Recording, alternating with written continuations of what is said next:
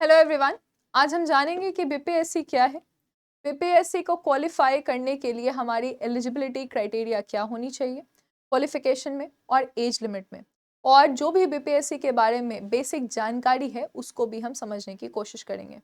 तो आइए जानते हैं बीपीएससी यानी कि बिहार पब्लिक सर्विस कमीशन। तो हम सभी ने इसका नाम सुना होगा, बिहार पब्लिक सर्विस कमीशन का। ऑफिसर बनने के लिए जो भारत में सबसे ऊपर एग्जामिनेशन होता है वो यूपीएससी के द्वारा लिया जाता है, जिससे स्टूडेंट्स जो हैं वो आईएएस या आईपीएस ऑफिसर्स बनते हैं। उसी तरह से हर राज्य का भी अपना एक पब्लिक सर्विस कमीशन है। बीपीएससी बिहार राज्य का पब्लिक सर्विस कमीशन है। तो बिहार में अगर आपको सबसे ऊपर पोस्ट पे ऑफिसर बनना है तो आपको बीपीएससी का एग्जामिनेशन क्वालिफाई करना होता है। प्रशासन के तौर पे अगर हम देखेंगे तो एसडीएम हो गया, और अगर हम पुलिस के तौर पे देखेंगे तो डीएसपी हो गया। इस तरह से ये लोग जो हैं सबसे ज्यादा आपने इनका नाम सुना होगा, रेवेन्यू ऑफिसर्स हैं। तो प्रशासन के लिए आप जानते हैं कि एसडीएम है, पुलिस के लिए लॉ एंड ऑर्डर को मेंटेन करने के लिए डीएसपी है। इस तरह के पोस्ट आपको बीपीएससी के एग्जामिनेशन को क्वालिफाई करने से मिलते हैं। सबसे पहली जानकारी ये है कि बीपीएससी का एग्जामिनेशन अगर आप देना चाहते हैं, फॉर्म भरना चाहते हैं, तो सबसे इंपॉर्टेंट चीज है कि आपका ग्रेजुएट होना जरूरी है। ग्रेजुएट यानी कि आपके पास स्नातक की डिग्री होनी चाहिए। ग्रेजुएट यानी कि आपके पास एक स्नातक की डिग्री होनी चाहिए। ये किसी भी मान्यता प्राप्त यूनिवर्सिटी से हो सकती है। और आपको यहाँ पर यह भी जरूरी है कि आपका जो एज है वो 20 साल, कुछ पोस्ट के लिए 20 साल है और कुछ पोस्ट के लिए 21 साल है, कुछ पोस्ट के लिए 22 साल भी है। तो मिनिमम आपका एज जो है वो 20 साल होना चाहिए। 20 साल जैसे फॉर्म जब आता है तो उसमें लिखा रहता है कि इस डेट तक ये एज आपका यहाँ तक रीच हो जाना चाहिए। तो ये दो क्राइटेरिया अगर आप फुलफिल कर रहे हैं, चाहे आप किसी भी सब्जेक्ट में ग्रेजुएशन आपने किया हो, चाहे आपने साइंस में किया है, चाहे आपने आर्ट्स में किया है, चाहे आपने कॉमर्स में किया है, तो आपने किसी भी सब्जेक्ट में अगर ग्रेजुएशन किया है तो आप इस एग्जामिनेशन का फॉर्म भर सकते हैं। और इसके बाद आपका एज लिमिट भी आपको पता चल गया, मिनिमम 20 साल है, कुछ पोस्ट के लिए 21 है, कुछ पोस्ट के लिए 22 है। तो ये एज लिमिट भी आपको पता चल गया, एजुकेशन क्वालिफिकेशन और एज लिमिट।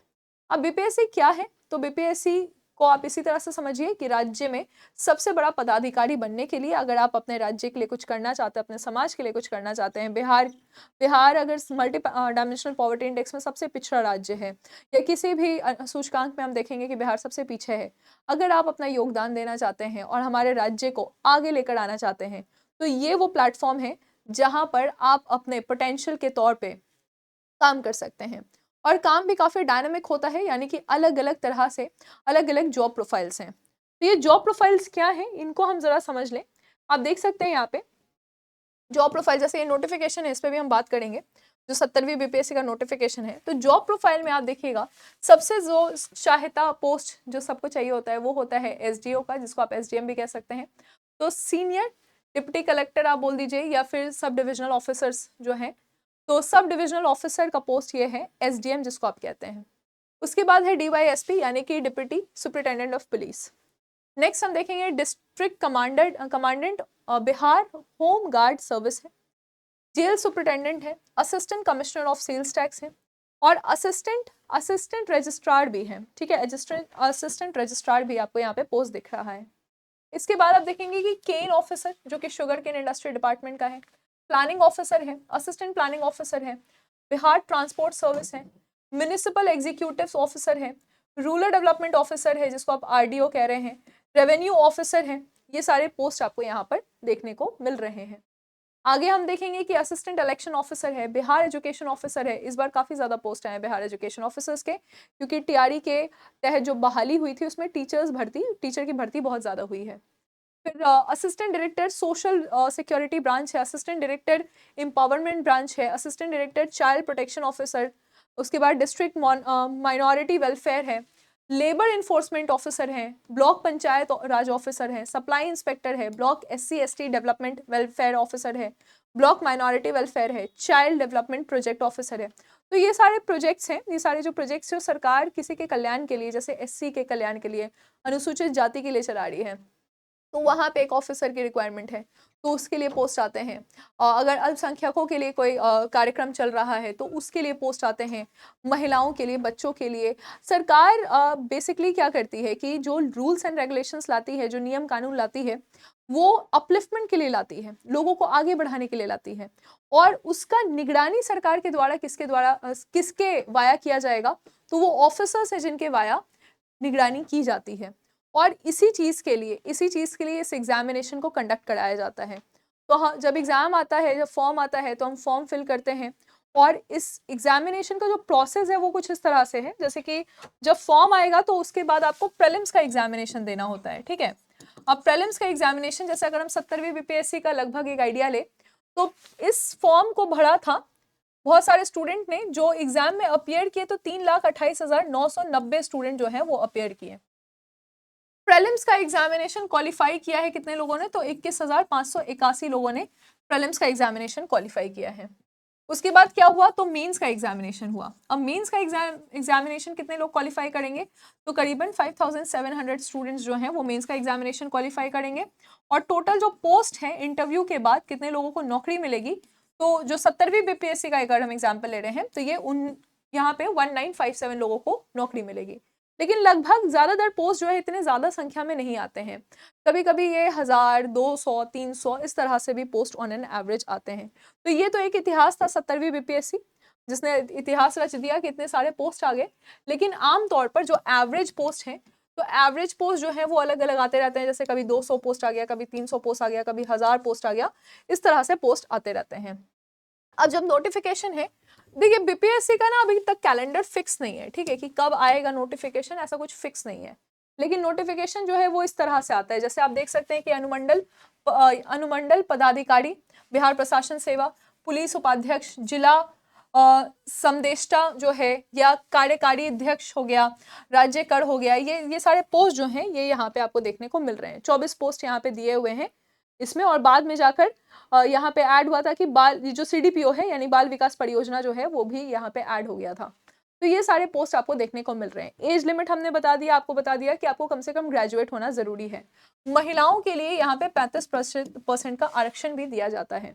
तो आरक्षण तो खैर बीपीएससी में है, जितने भी आपके शेड्यूल कास्ट हैं, शेड्यूल ट्राइब हैं, एक्सट्रीमली बैकवर्ड क्लास हैं, या BCW है यानी कि बैकवर्ड क्लास की महिलाएं हैं, सभी के लिए यहाँ पे आरक्षण जो है जिस तरह से नियम कानून है उस तरह से बनाए गए हैं। जहाँ तक हम सिलेबस की बात करते हैं तो देखिए आपको सारे सब्जेक्ट्स पढ़ने हैं, जैसे 70वीं बीपीएससी में भी जो आपका जीएस पेपर है वैसे आपको क्लियर करना होता है। और प्रीलिम्स में आपके 150 क्वेश्चंस यहाँ पे होते हैं। 150 में लगभग आप 125 का टारगेट लेकर चलिए। ऐसे 91 जो है वो 70वीं बीपीएससी में कट ऑफ गया था यूआर जनरल मेल का। उसके बाद आपको सामान्य हिंदी क्वालिफाई करना होता है। आपका जो ऑप्शनल पेपर है ये दोनों आपको क्वालिफाई करना होता है।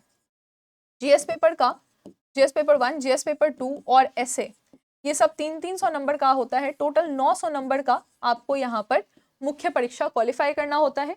और इसके बाद आपको इंटरव्यू के लिए कॉल किया जाता है, ठीक है। तो 900 अंक का आपने जब मुख्य परीक्षा क्वालिफाई किया तो फिर फाइनली जाकर आपका यहाँ पे लास्ट में क्या होगा कि इंटरव्यू आपका लिया जाएगा। जब आपने वो भी क्वालिफाई कर लिया 120 अंकों का, यहाँ पर दिखेगा कि उसके बाद आपका 120 अंकों का परीक्षण होगा, इंटरव्यू होगा, और उसके बाद फिर फाइनली मेरिट लिस्ट निकलेगा, राइट। तो ये जो टोटल प्रक्रिया है थोड़ी सी ज़्यादा लंबी है, और इस प्रक्रिया में स्टूडेंट जो है वो कभी कभी बीच में हतोत्साहित हो जाते हैं, यानी कि डिमोरलाइज हो जाते हैं। उसके लिए ज़रूरी होता है कि आपको हमेशा से एक रेगुलर गाइडेंस यहाँ पे मिलते रहे, एक पुश जो है वो आपको मिलते रहे। तो उस पुश के लिए आप देखेंगे कि बीपीएससी उत्कर्ष ने एक कोर्स लॉन्च किया है, और ये है 71st बीपीएससी का फाउंडेशन बैच।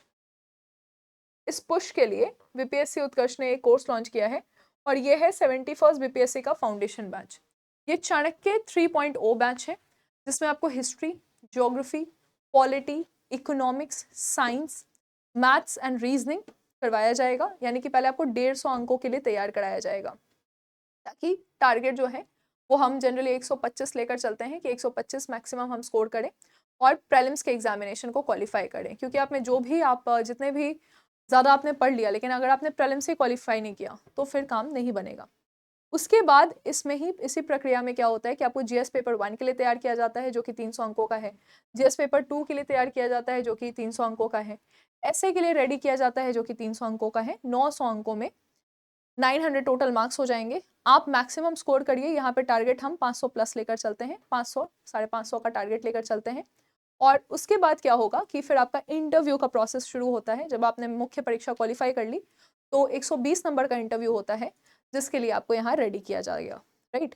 अभी तिरंगा महोत्सव हम सेलिब्रेट कर रहे हैं, तो 23 तारीख से लेकर 28 जनवरी के बीच में ये तिरंगा महोत्सव जो हम सेलिब्रेट कर रहे हैं, आप देख सकते हैं कि यहाँ पे आपको भारी डिस्काउंट मिल रहा है। 90% का एक्स्ट्रा डिस्काउंट आपको यहाँ दिया जा रहा है। साथ ही साथ 3 महीने का एक्स्ट्रा वैलिडिटी है, और अगर आप ऑलरेडी किसी कोर्स में हैं तो आप 10% के डिस्काउंट के साथ अपने कोर्स की वैधता को बढ़ा सकते हैं।